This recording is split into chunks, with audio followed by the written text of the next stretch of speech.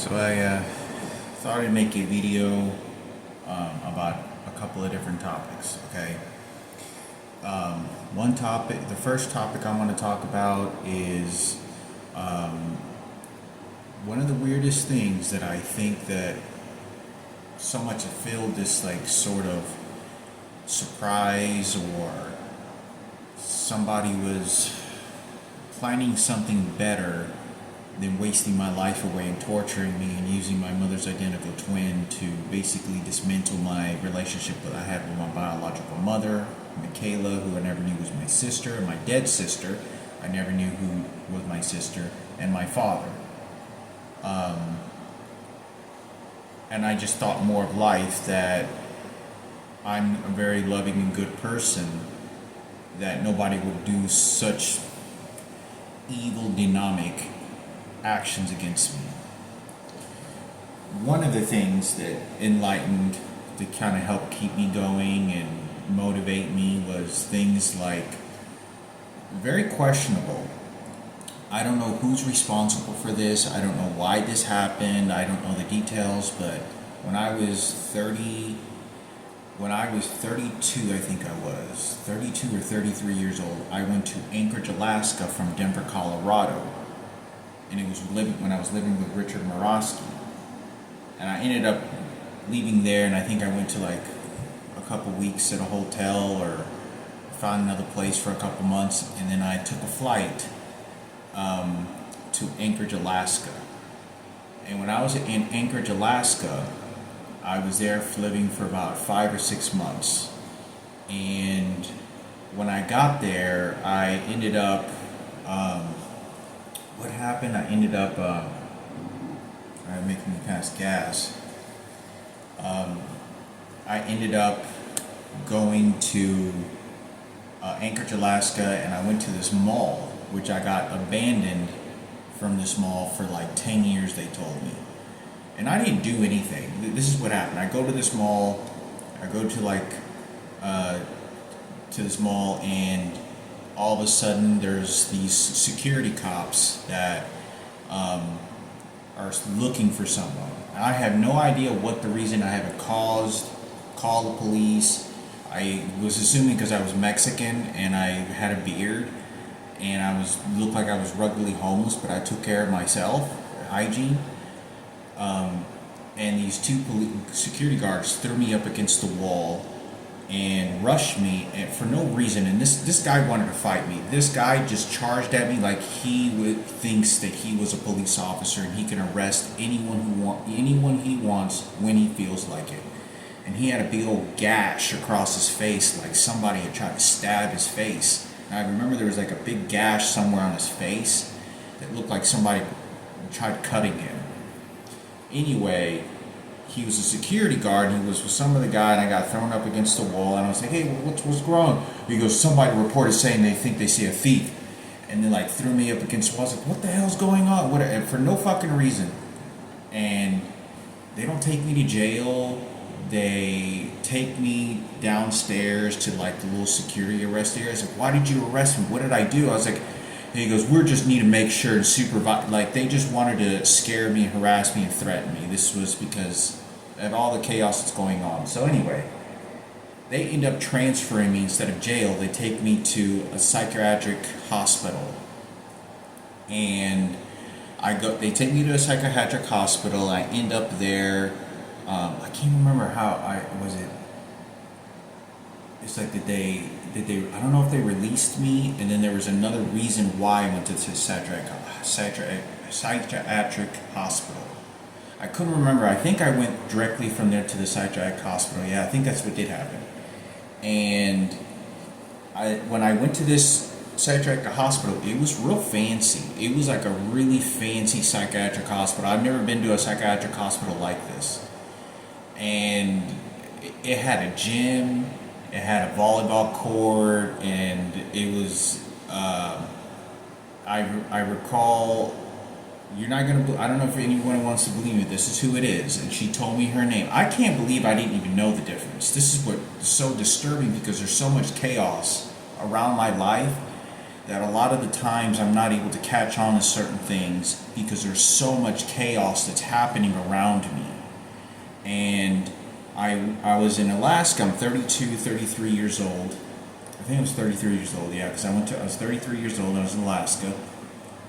And when I got there, there was a lot of mentally ill patients, but these people weren't like mentally sick. None of them. In fact, when I went there was a Buddhist monk, okay? And I'm not kidding you, at the center there's like a little station, and then like down this hall, then down this hall, and then down this hall, there's all these rooms, and you have a bed and you share it with someone.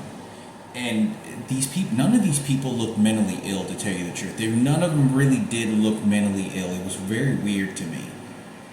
And there was even a Buddhist monk, and he was dressed all in like Buddhist kung fu orange, like their Buddhist kung fu outfit, like their Buddhist outfit. I don't know if he was wearing, yeah, he was wearing a Buddhist outfit. And I don't know why this guy was there. I have no idea. I mean, it was to see a Buddhist monk in Alaska, especially in a mental hospital. I don't know what this situation was. Anyway, I saw this guy, and he was a devoted Buddhist, like to the whole. I've never seen probably a devoted Buddhist ever in my life like this, but I didn't anything. I played basketball with him, some other guys and stuff, because we all have to do recreation, and there's probably like six or seven people down this hall, 3 people down this hall. It's not entirely full. There's probably a total of 17 at most people in the entire place. And when I got there was a girl. You're not gonna believe me. Guess who it was? Leanne Cloudsdale. This is what she told me, and I saw her. She was real pretty, and I approached her, and I'm not kidding you. I don't know why they even allowed this inside a mental hospital. And we're in a mental hospital, and I sit down. She sits down next to me, like very comfortably, and we start talking, and we clicked beautifully. And I asked for her number. I don't know, or her email, and I tried emailing her, and I don't know if I responded or I forgot the email because I didn't have a pen with me or anything. And it was like a total bummer. But I remember I was there at this hospital for about a week. It's about 7 days, if maybe a little more, maybe 6 days, but a little bit more than 7 days. And she was there within the first day after I got there, and it was Leanne Cloudsdale, the girl that I saw and I went on a date with, and gave me a kiss when I was in London, London, when I went to the DMC competition. And we danced, and we had a couple drinks, and we stayed up all night. I met her at the Coral Reef in London, and when I was, I'm 33, I'm like 32 years old. I'm like 32 years old. Early 33 if I was 33. And when I get there, when I talk to her, we're holding hands, and we're just talking about our life, and we're in the lobby where they have like TV playing and these couches, and there's probably like 6 people, 7 people in the entire room, and it's probably like the equivalent of two to, let's say about 3 times the square feet of this entire apartment up here in my apartment. It was probably like 3 times the size of this. And she sat next to me, and every time I'd go over there, I'd be sitting on the couch, and she'd sit next to me, we'd talk, and I remember holding hands with her. And I remember that she was really, really wanting to communicate with me, and I recall we went to go play volleyball, and I played volleyball with her, and she was on where the girls and the guys play on one side, and we were playing. We had a great time, and it was weird because none of it seemed like a mental hospital. We go to lunch. She sits across from me, and we're talking, we're eating lunch, and that was it. And so I go to like, we go to the artistic room and we do some drawings or some shit, make some paintings, and then I leave. And when I leave, I get a taxi. Taxi picks me up, takes me to some other place. I don't know if it was the airport. I think it was the airport. No, was it the airport? No, I don't think it was the airport, but it was close somewhere near there. And the guy looked like Rosendo. It was crazy. So I end up leaving the place, and she was like, "Oh, keep in contact with me. I'll keep in contact with you." You know, she gives me her number. She says I don't know if she said she didn't have a cell phone, but she says, "Let me give you your email." I don't know if I don't think she wanted to give me her number. She said her cell phone doesn't work or something. Because let me give you my email. So she gave me her email, and I could have sworn I sent the email, and I think it did go through, but I didn't hear a response. But we were very communicative when we were talking. Okay, I'm 33 years old. Now, listen to what happens. When I'm 35 and a half, I'm 6 months, I'm about 5 months shy of turning 36 years old. I book a flight to London. This is about 3 years after I see Leanne, Cloudsdale, and Anchorage, Alaska. 3 years later, I see 33, 34, 35. Yeah, 3 years later, I never hear from this girl again. She's like a long lost girl. Connection that I never was able to. So I thought, she's lost forever. I'll never meet her again. I go to London. When I get to London, I go to the DMC competition. I give, support, go to a couple bars, restaurants, randomly going all over the place. When I get to the Coral Reef, and I talk about that, I talk to what looked like to be Avril Lavigne. And I swear this looks if this girl was not Avril Lavigne, she had to be, she looked exactly like her. I said, "You look exactly like Avril Lavigne." And I shared a beer with her, and I talked to her. She's beautiful. And I was very nervous. I actually asked her, because I thought it was Avril Lavigne, "Is it okay if and she was white, but I asked her, "Is it okay if I sit down here right next to you? I'm not going to bother you too much. I'm just wanting to drink a beer. I'm not going to cause any trouble." And I was like, "I just want to sit down for."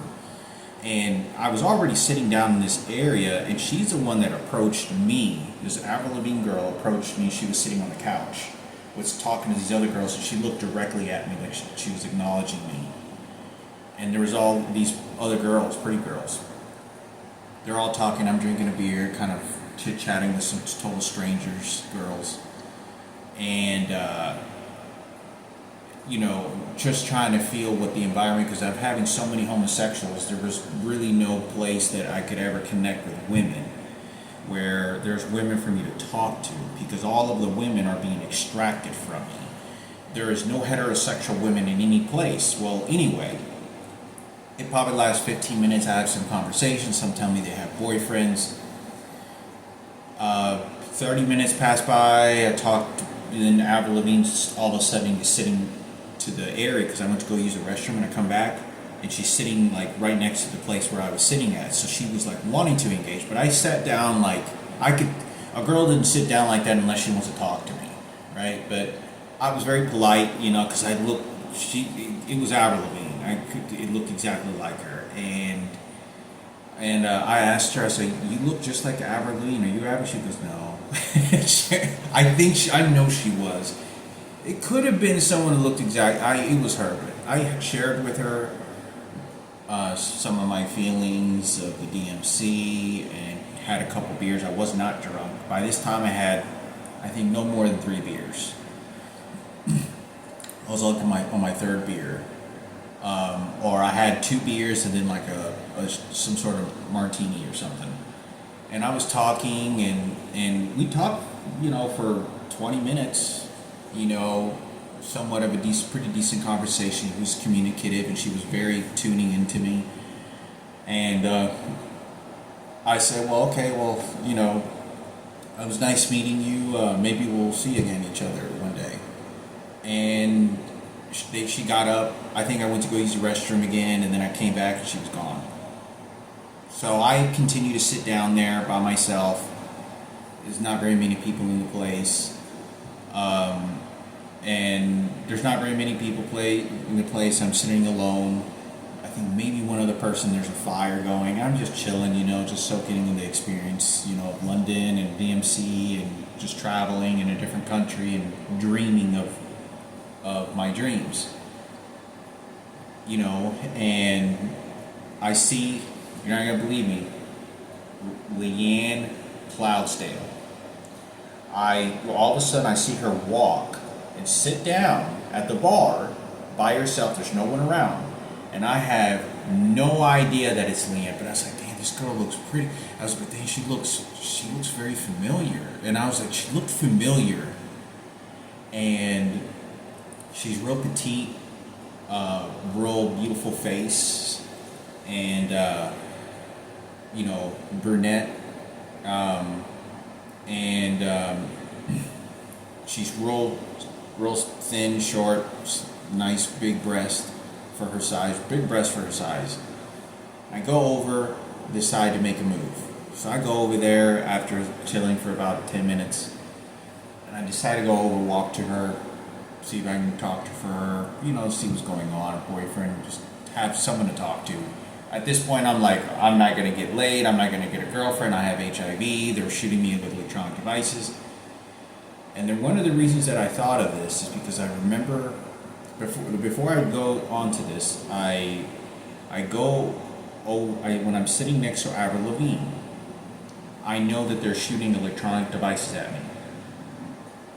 In fact, I know that they're shooting electronic devices at me, and I'm not saying anything. And one of the electronic devices that they have, I don't know what it is, but it drains the blood, and the blood does something to your penis where it makes your penis shrink really small. And the chair that I was sitting on was like a stool, kind of like a round padded, I don't know what they call it, it was a round padded like footstool, but it was like soft like a couch. And I sit down and I had to squat down like this, and my pants are kind of tight, and I have to kind of move around because of my spandex and pants. And I'm talking to Avril Lavigne, and I know that somebody's shooting an electronic device because I feel my penis shrinking. And the reason that this person was, whoever it was that was shooting an electronic device at me, was because it devours the confidence of a male and how he perceives to look at a female. And I was looking directly at Avril Lavigne. And I tried to look away, and I know this is a bit embarrassing, but guys tend to do this. Like, they try to have this confidence or big dick talk or big dick look. And women are able to pick up on that. And they can tell whether if you're just really small, physically, or by your eyes or face or body size. But I knew she probably knew something. It was very embarrassing at the same time, but I totally just tried to disregard of any of our sexual organs as we were just people talking to each other. Even though that all I could think about was like, you goddamn motherfuckers that are shooting these electronic devices. Here I am speaking to Avril Lavigne, and you're fucking mutilating me in front of her. Or what girl would look like to be her. She said she had a boyfriend. I think I asked for her number. I don't know if I did ask for her number. I might have not asked for her number just because she already maybe told me she had a boyfriend, and I think she did, or I just didn't ask for her number just because I knew that it was Avril Lavigne, and I didn't want to, let her be about her own life, celebrities and whatever life, and she knew that I was into her, but I did ask her if she had a boyfriend, and didn't want to engage too much, but I remember sitting down and I could feel all of a sudden, within 1 minute talking to her, all of a sudden I feel like the blood is draining from my penis, so it's getting smaller. And I was getting upset because I knew that somebody was doing it. And I don't know, they've done this to me before, but it's an electronic device that does this, and there's another electronic device that then shoots a lot of blood into the penis, where it swells the penis very large. And it's happened to me about 5-6 days ago, when I was laying in the bed, and I was like, what the fuck? How the hell does my penis feel like it's like 10 inches or some shit? and it was weird, it was crazy, but I don't know what electronic device, how they pulsate the heart to the blood. I don't know what they're doing, but it did. But anyway, there's an electronic device where they basically mutilate me. But I do everything I can to disregard any type of sexual organs, and we're just two straight couples talking to each other. And I want to say, I think I asked for her number, or I asked her if she had a boyfriend, and she said she had a boyfriend. She had someone in her life. But she didn't look like she had a boyfriend. And the way that she talked, she seemed very open. She seemed very open and very in tune with me. She was very in tune. She was like very focused, very, very in tune. And I was just like, she's probably one of the most beautiful girls I've ever talked to face to face. Like where I'm just talking. I know the sexual parts of attraction, but when you're just talking to them in an environment and you're just communicating, I've never communicated with somebody probably so beautiful like that. Or she's one of the five, probably one of the top three. At least one of the top three. So she got to leave, and I go over see Leanne Cloudsdale, who I saw at the psychiatric hospital. I don't know why she was even there. She didn't look like she had a mental hospital, and she was very nice to me, and we clicked beautifully. She's having a drink by herself. She's all alone. So I go over to talk to her, and I'm at the bar. There's no one around, just me and her. We're just talking. Is that after the DMC, and we're all having this conversation. I start flirting with her. I start making her laugh.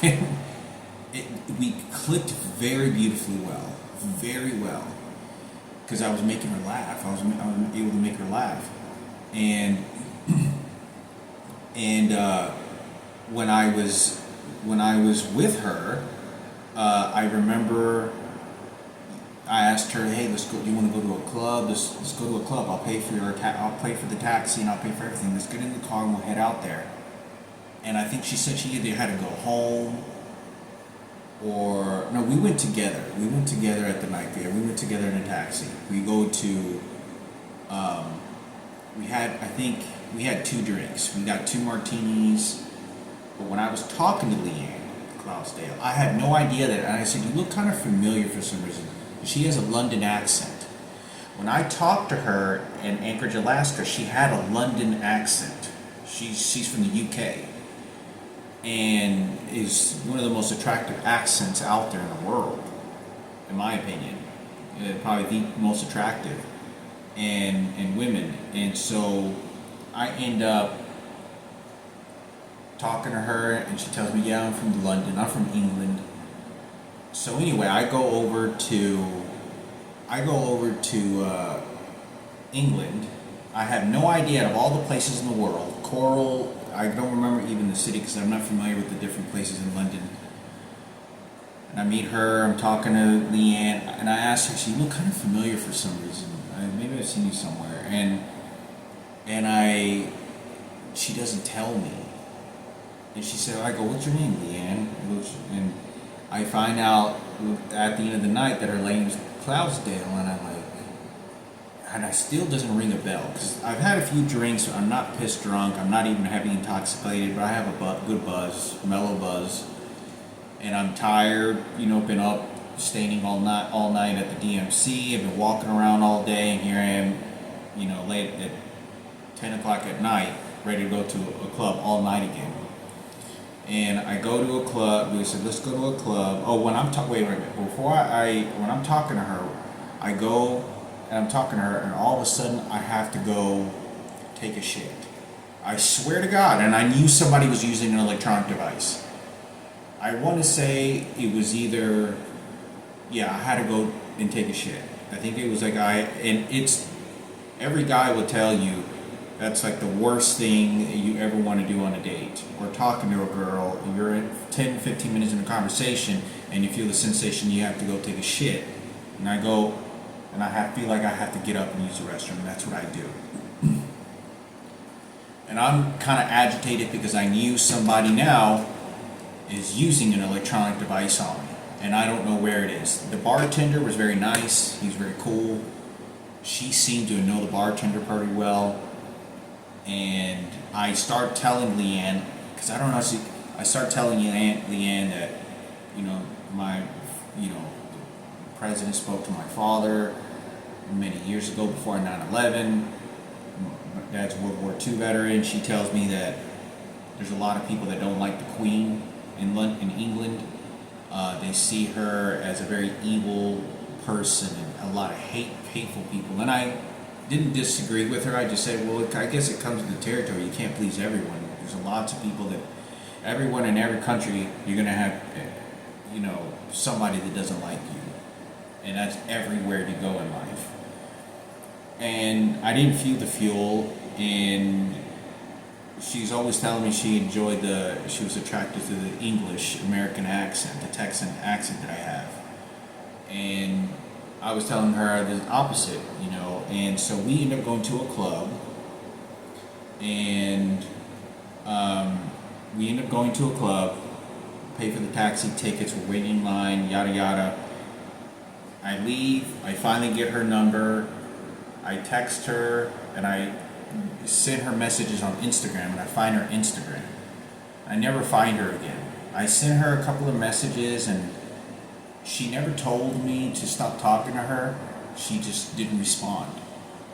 She responded a couple of times, like when I was in London, after I dropped her off. After I left, I paid for her taxi, someone to drop her off, and she's safe. I said, make sure you call me, or make sure you text me just letting me know you got home safe. And I remember some guy, in the taxi driver, I was dehydrated. I thought I was going to die of dehydration. The guy, and I tried getting laid by Leanne. In fact, I was like, well, do you want to go to get a hotel, or do you want to go to a hotel and watch a movie or something? And I didn't know what to say. I was like, let's go to a hotel, and I wasn't let's go fuck or have sex. But I was saying, let's go watch a movie. You want to go to watch a movie, get a hotel room? And I said either something like that or something in the lines with whatever. And we spent all night, and she was like, I can't. And he goes, I have to get home. It's already late. And it was like 5 o'clock in the morning. It was like 4 or 5 o'clock in the morning. And she could tell I'm kind of upset, or kind of like a little bit bitter. But I don't really think of it. It's like, okay. And I would just very disconnect. And the guy, I forgot, gives me a water. Or no, I drop her off, and I don't know how I did it. I paid for a taxi or some other taxi to take her home. I don't know what it was. And she got dropped off, or I can't remember how it went, but I ended up getting out of the car first, and she ends up, I'm trying to remember this. I think we were in the car together, and then she ends up getting out of the car, because I remember it was just me and the taxi driver, and he gave me a bottle of water because I was dying of thirst. I was like dying of thirst. And I don't know where I dropped her off or something, and I told anyway, I think I dropped her off, the guy dropped her off, I get out of the car, and then I book another car. I book another taxi driver to him take me a different direction. I pay the taxi driver to take her home, make sure she's safe, call me whenever, text me, make sure you get home safe, okay?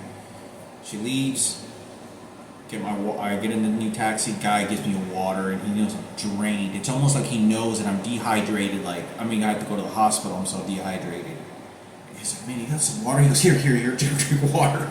And he's like, knows that this is probably like a medical situation, here, drink water. And I drank water, I felt much more better. And, and he was just kind of like talking to me, and he was like, yeah, man, you're trying to get a girl, and she's a beautiful girl, man, I know how it goes, man, they let you down sometimes, man, don't, and we were having this pleasant conversation. He was kind of like Iranian, he kind of looked like my biological father a little bit, body shape, size, and he was cool guy. He was just, it happens, try to get a girl, and it's just a workout, man, I know how it feels sometimes, and so I go home and never see her again. It isn't until years later, like 2 or 3 years later, it was like 2 years later, I'm like 37, 38, and I wait a minute. That was Leanne over at the psychiatric hospital. How did she end up in Anchorage, Alaska 10,000 miles away from England. I traveled from Anchorage, Alaska within a couple of years to Dallas, Colorado, Seattle, Washington, all these different places, and I end up in England, and I meet her, and she shows up to the very place I'm at. And this is some of the things that are so weird to me, that's so confusing, that I don't understand who's responsible for doing this. Which I'm so happy that I did get to talk to her, and we went on a date and everything, but I don't understand. I saw this girl. I saw her, we went on a date. So there's somebody that cares about my life, that knows about what's going on. And I don't know if I told her they were shooting electronic devices. I think I did when I was at the psychiatric. I said, they're beating me with these electronic devices. I don't know what to do. And I told her, I think I told her in a way that you probably don't want to tell girls when at the psychiatric. I told her I was scared of my life. I said I was very scared. I told her I'm very scared of my life about what these people are doing. I don't know who's responsible tapping my phone, because you don't want to be saying that, because if you're trying to get a girl's number, she doesn't want to hear about tapping phone and these predators, because she wants a peaceful life. But I said this anyway to her regardless. So I end up 37 years old thinking, and still this day, but I wanted to make a video. That was Leanne over at Anchorage, Alaska. And I thought I'd make a video and talk about this, because this is one of the things that brings light to my life, that I think, what is going on? Is there some surprise? This is unraveling. The president has to be involved with the electronic devices, or maybe he partially is. I don't understand.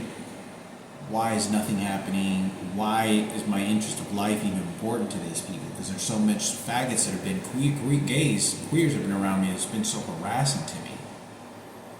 But I thought I'd make a video on this, and I saw Leanne, and I don't really know what to make of this. And hopefully I'll see her again, talk to her. But maybe I'll go to London, and I'm searching for a love, even though I've been prevented for over 15 years.